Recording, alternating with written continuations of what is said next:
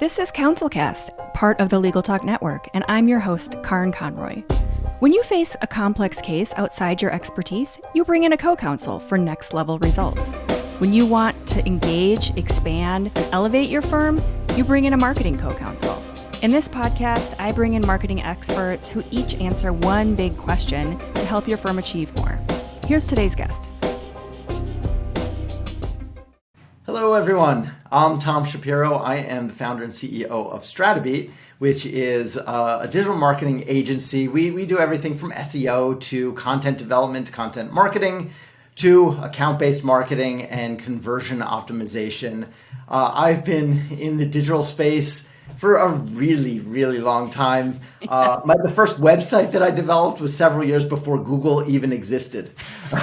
So lots of stories to share with you, lots of recommendations for you. I've seen the digital space evolve quite a bit over time.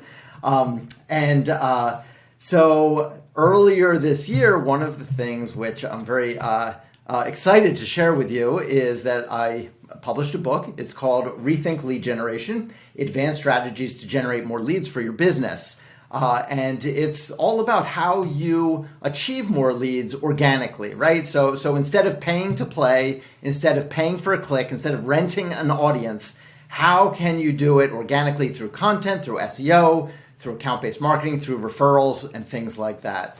So it's great to be here. Tom, thank you so much. I'm already writing down things that I want to get back to just from your intro. This is going to be a great conversation because everything that you're describing tends to be kind of confusing and different messages coming out about SEO, lead generation, content, all of these different things. You hear so many mixed messages, especially law firms, because their budgets are usually the biggest. And so they have the biggest potential for scam artists. Let's just be blunt. There's a lot of scam artists in the marketing world. And I go back probably almost as far as you do in terms of the internet as well. So I feel like to start out with, we could tell some stories about Napster and Netscape. Right on. Did you build websites with like the page builders and like HTML where you're like embedding where you'd have the static left menu and then it would sort of build on the right? Yeah, we did all of that. So it started with HTML, just coding it up by hand.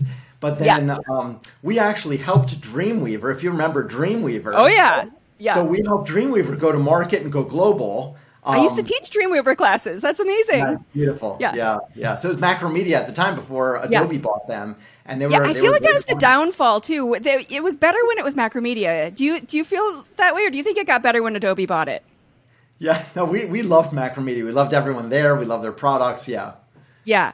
So did Adobe buy the entire Macromedia company, or does that company it doesn't exist at all anymore, right? Macromedia? Correct. Yeah. Okay. So we are dating ourselves, but I feel like we are building our expertise.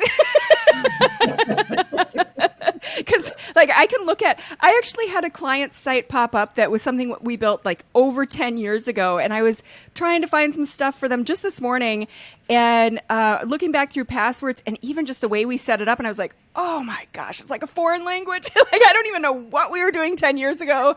And then sadly, the website is still the same 10 years later. Yes, this is organizations not how to do it. Yeah, organizations need to update their website every now and exactly. then. Right. We should maybe come back to that. This is not how to do your website. It is not a set it and then, try to dig around and find passwords 10 years later kind of experience. But what we're going to talk about I think it ties into your book, it ties into your experience, and it also ties into the questions people are asking about this. So the big question is, how can law firms rethink lead generation? And lead generation can mean so many different things. Just that part of it alone in terms of law firms and what their goals are and what they're trying to get out of their website and what that actual lead can be. Sometimes it's, a new case and whatever. Sometimes lead generation is not quite the angle. They're looking more for just building their reputation and things like that on their website. But I would say the vast majority of firms we work with, they are looking for traffic, that converts to calls, that convert calls or emails, that convert to a new case, and they're looking at those numbers and how to grow those numbers. So first of all, let's talk about the rethink part of the question. So first of all, why should they rethink it? Why should they be doing anything different than what they're doing now? Right. Well, everyone is overloaded with marketing messages today. And so, you have so many different law firms sending out so many different messages all the time.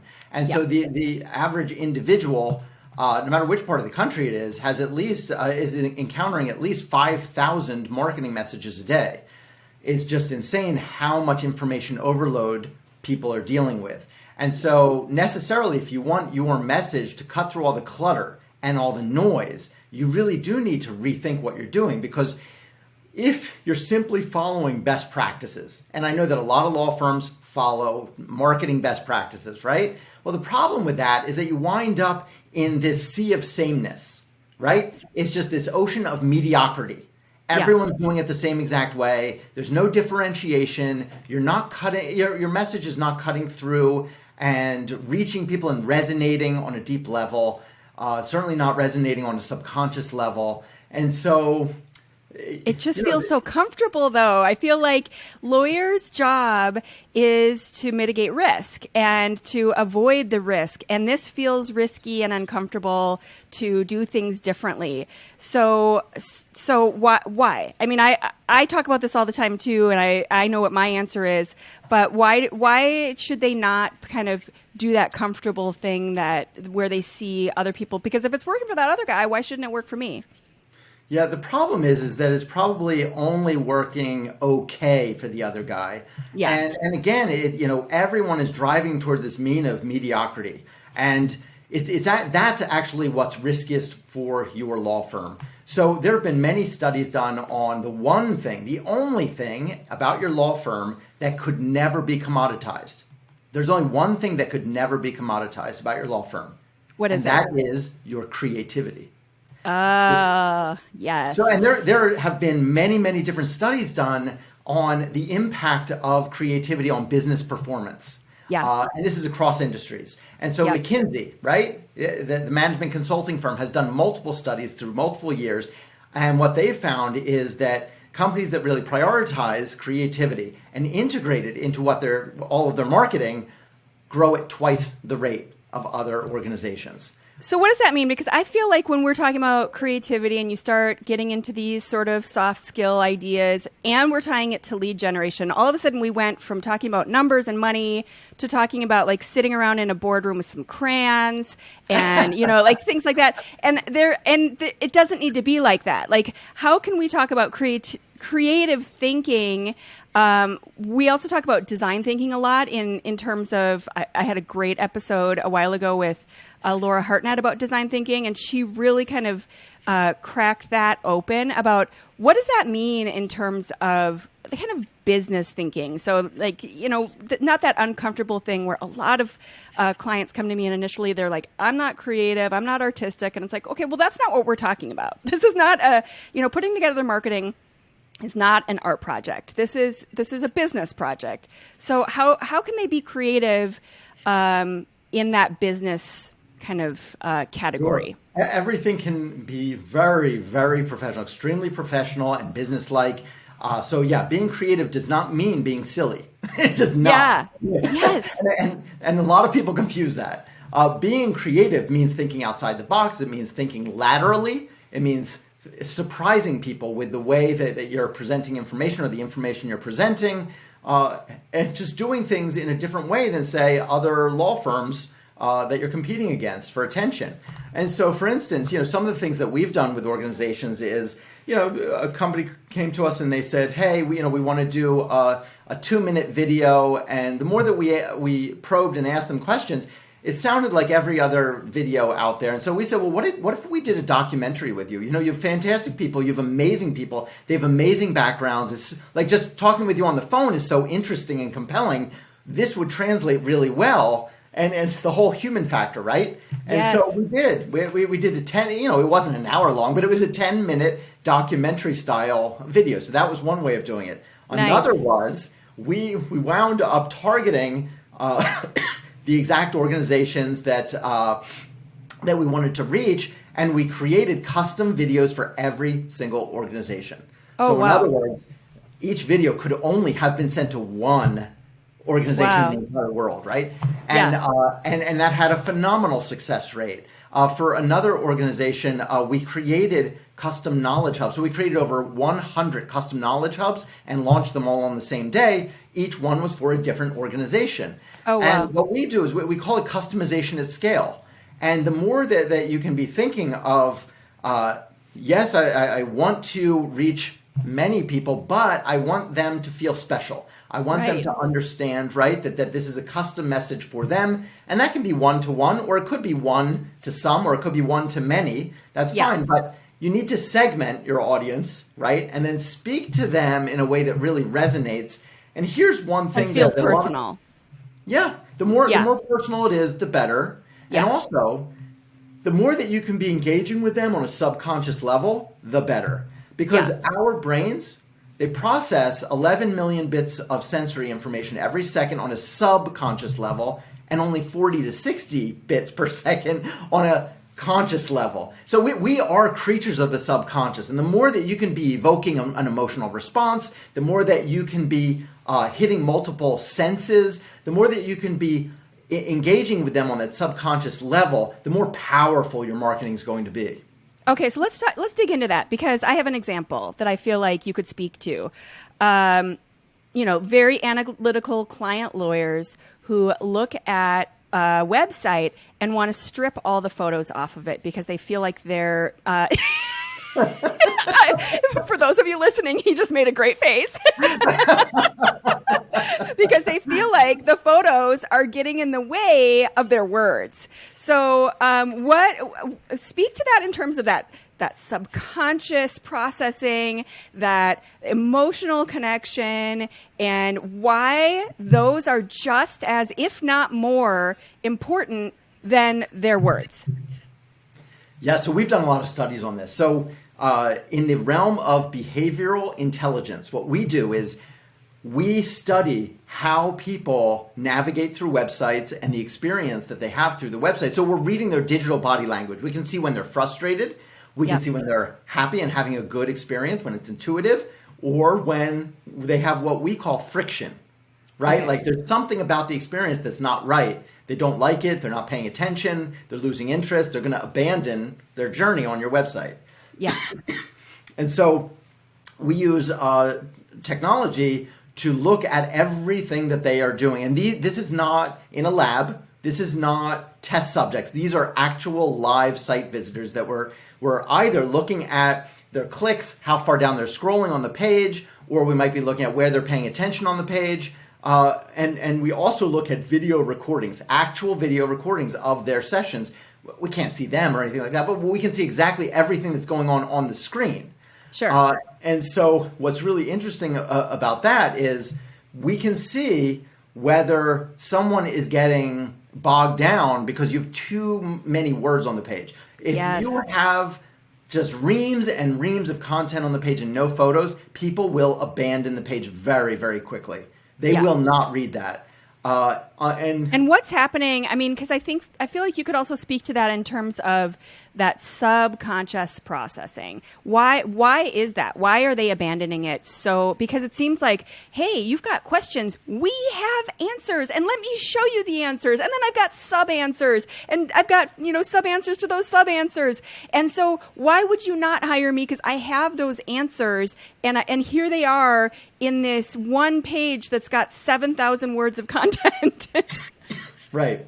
And so think of this. So there have been neuroscientific studies showing that people's brains, their minds, wander between like 30 to 70% of the time. Yeah. Right? Yes. And combine that with the fact that we're all dealing with information overload. And so our brains are actually seeking ways to dismiss information. Once the brain detects that we're safe and it's predictable what's coming next, then we don't have to pay attention anymore. And we lose interest and we abandon whatever focus we have. And so if you're on a page that is just reams and reams of content and your brain is detecting this pattern, it's a pattern, right? Of just, okay, paragraph after paragraph after paragraph after paragraph, your brain shuts down. It does. Yeah. It just doesn't want to read like that. It doesn't want to spend time like that. It doesn't want to exert any energy towards that because the brain is saying, oh, you're safe. Just ignore it. Yeah. Yeah. And then it's back to the old brain of fight or flight, right? And once your brain decides that you can predict everything that you're going to see for the rest of the page, no matter how far down you scroll, that's when you lose interest. And it's just a natural human inclination that this is how we behave digitally. And so one of the things that's very effective is surprising someone. So if you can surprise them and they weren't expecting to see that photo, and then they weren't expecting to see a video next, or they didn't know it was going to be a video next, and then, oh, hey, a call to action. They didn't know that. And so you keep mixing it up. And their experience is one of surprise, surprise, surprise, surprise as they scroll down the page. That's how you hook them. That's how you engage them. So I'm guessing you don't mean surprises by like those animated GIFs that we used to use in the early days of the internet, like the spinning hamsters. Definitely not. Definitely not. I feel like we needed to throw in like a throwback to the old internet days too. because I feel like some people, it's so counterintuitive that they're like, well, surprise, like what do you mean by that? Do you mean like, flashing colors and spinning hamsters and all of that? But you don't mean that. You mean surprise the logical thought process that's where they assume what's coming next. Exactly. So the neuroscientist Carmen Simon calls the brain a prediction engine, right? And then a surprise is like a prediction breakdown, right? And so, but that's the key to engagement. That's the key to memory. Is you want to disrupt the pattern, right? You want to disrupt the pattern, and that's a way of cutting through all the noise out there. Because yes, you have lots of things to say, but so do other law firms. They have just as much to say as you do. And so it's not about how much you throw up on the page. It's not, right? It's how you do it and how you engage with them and how you communicate with them is so much more important than just throwing up, reams and reams and reams of text. And that is I feel like that is the critical difference that we're talking about in complete, like the whole big picture question that we're asking in terms of rethinking and kind of backing up. It's not start over. It's not reinvent the wheel. It's just rethink it. It's kind of like redirect, kind of back up and turn, 20 to 30 degrees to the left where you're not, like you said, you're not just putting out a whole new kind of content. It's how you're doing it. It's not just putting your entire resume, every order of the coif that you got in law school, every, all of those ridiculous things that nobody cares about or even knows what they are. It's really connecting and kind of re-engaging on that surprising level. I think that's so important. That's why I'm reiterating it so that people make sure they got that. Okay, so what else do we need to rethink in terms of lead generation? You were talking about lateral thinking. What is that? So lateral thinking is instead of taking the logical steps to a conclusion, you have a challenge and you think logically, step one, step two, step three. Instead, you try and work from different frameworks. So here's a framework that I used with a colleague of mine at a prior agency. Okay, so this was also a digital marketing agency. And at the time, our agency, when I joined the agency, the way that we would generate leads was we would attend large events. So these were events with thousands of people who would attend, and we would have a large booth, right? And it could be a trade show, could be an annual meeting of an association, could be a conference. But the whole idea was that you and 30 or 50 of your competitors would all be exhibiting right next to each other. So someone comes up and they start talking to you and they're a great prospect and they have a 2-3 minute conversation with you. You're very excited. Guess what?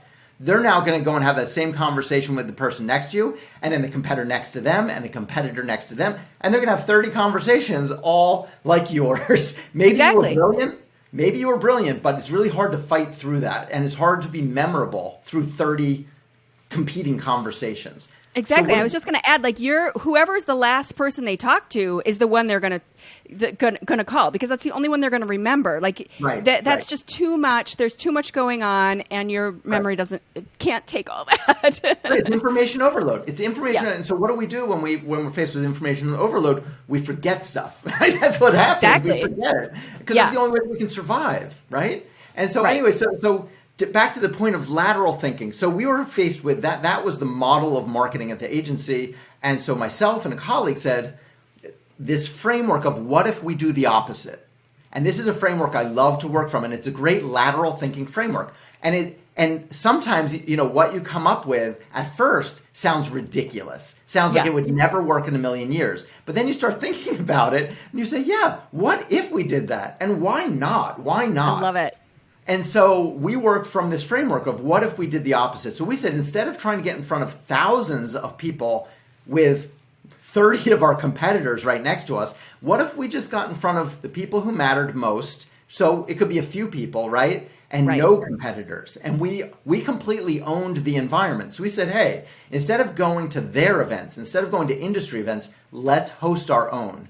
And so we booked a room at the House of Blues. So we made it super fun, right? Yeah.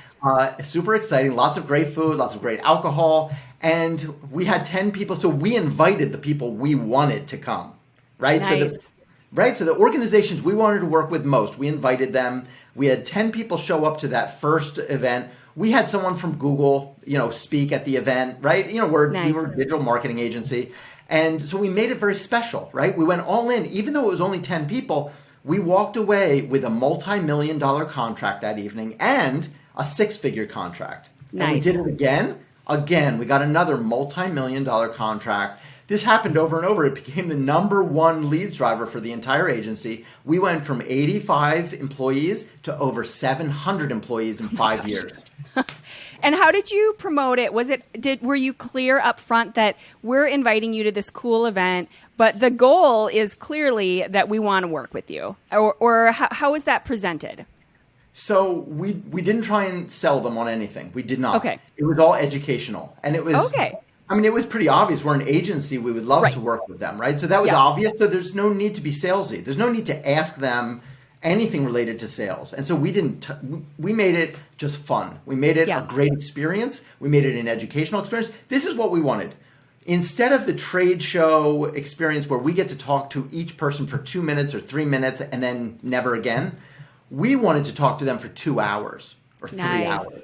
Yeah. Right? And so with only 10 people in the room, we were able to have really, really deep conversations. We were able to really ask why many times. And this is another way of conducting lateral thinking, is to ask why. Don't just assume you know everything, right? Ask the person you're talking with why, and ask them again, and ask them again, and ask them again. And you keep digging and digging, and wow, you wind up in a very different place, in a much deeper place, in a much more meaningful place, and in a place where you can really affect more change, and you can be more helpful.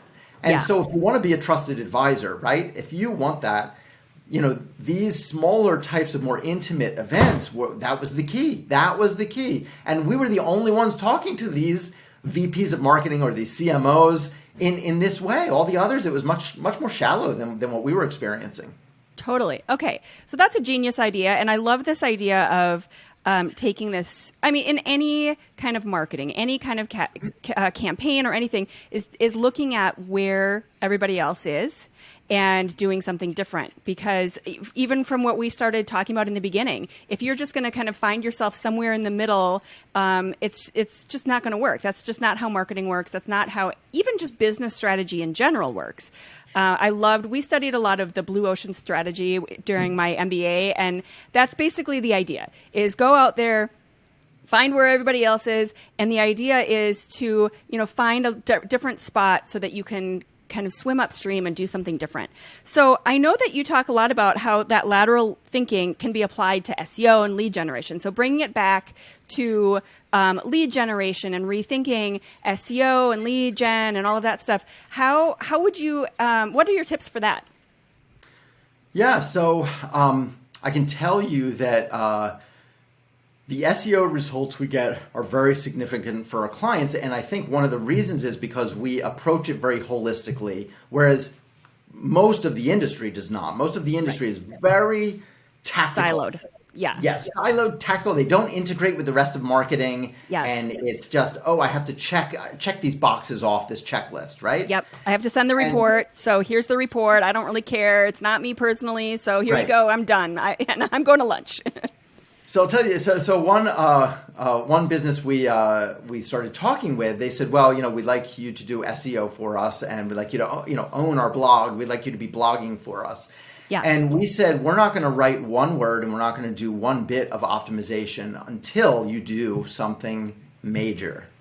And that was, we wanted to blow up their website and redo their website. Why? Because we felt that the branding was not professional enough, right? Yeah. It just wasn't resonating with the audience that they wanted to reach. And so, if your law firm website is not quite there yet, instead of just go, get more leads. What you might want to do is take a step back and make sure that your website is rock solid, that it is a lead generation machine. It's a lead generation engine, right? Yeah.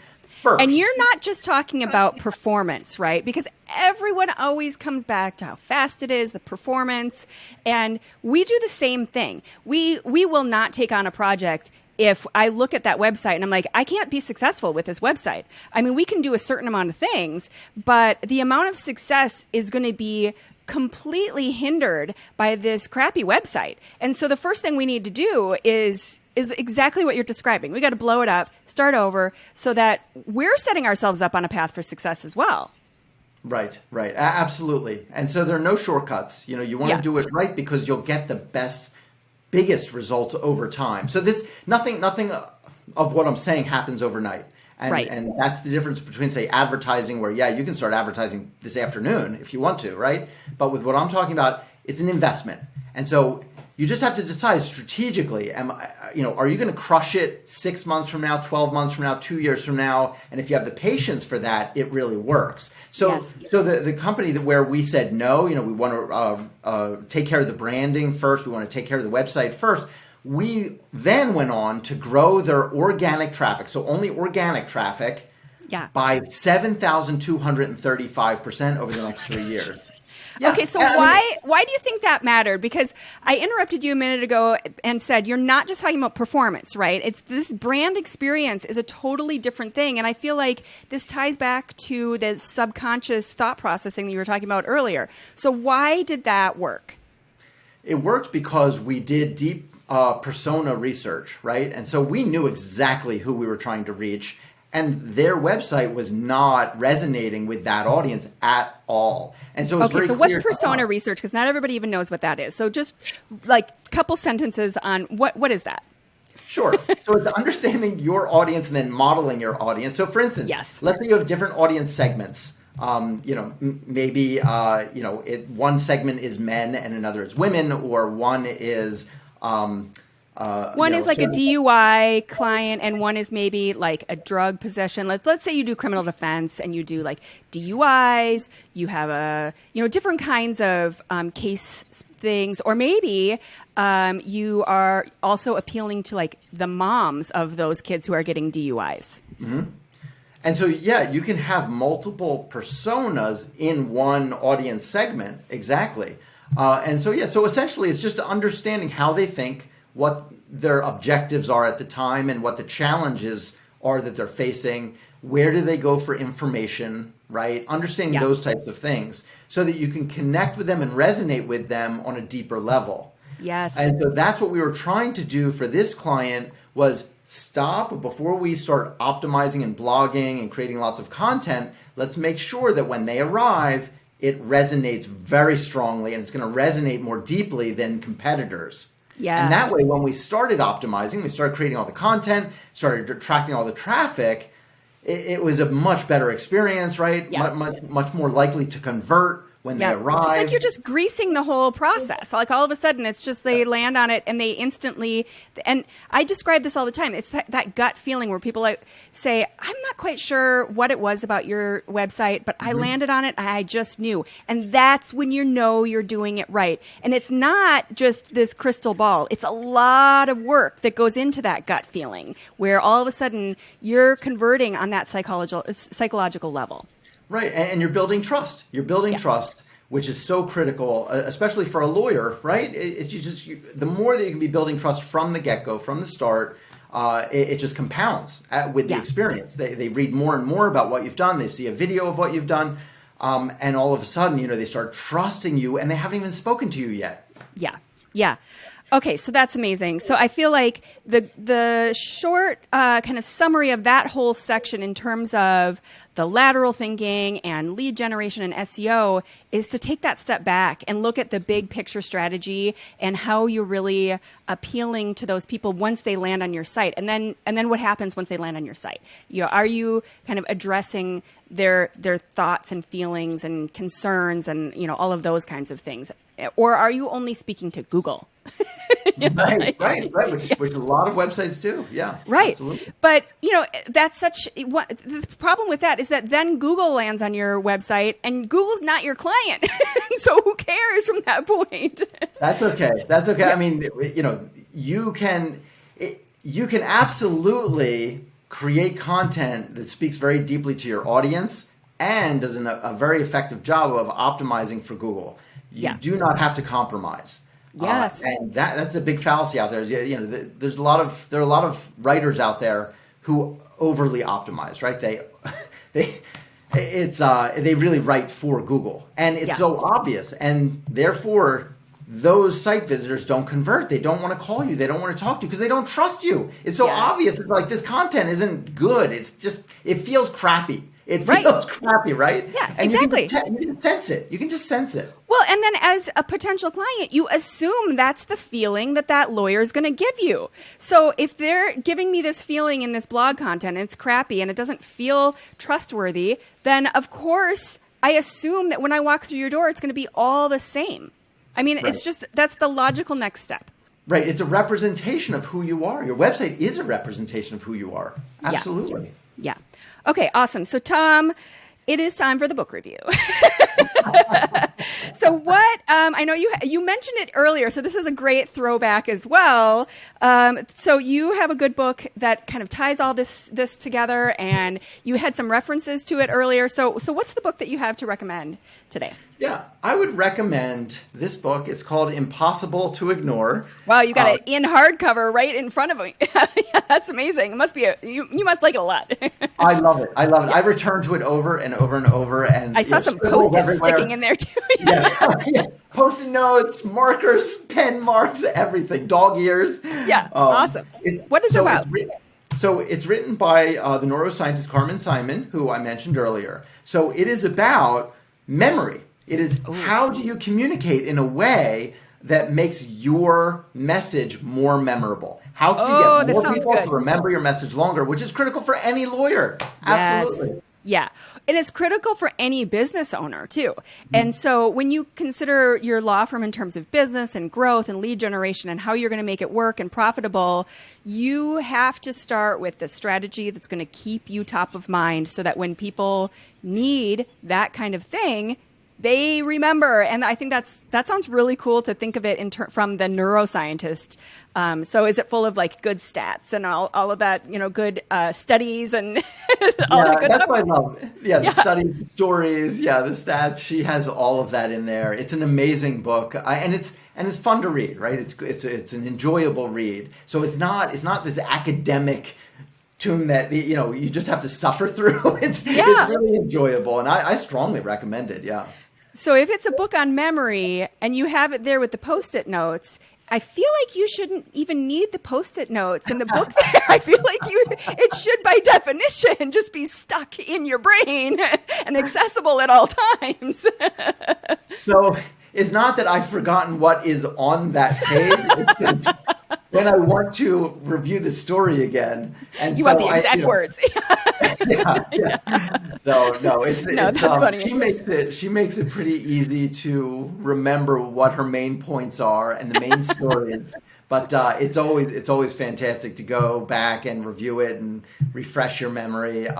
But it's not like forget the story. It's like, I know I put that Post-it note on the story about how do you get people to remember things when typically like they only remember 10% of what you said. How can you get them to remember, many times more than that. Yeah. So, you can jump right to that story. So no, I'm just giving you a hard time, obviously, but that sounds great. You remember that she is your resource, and that is the book to go to.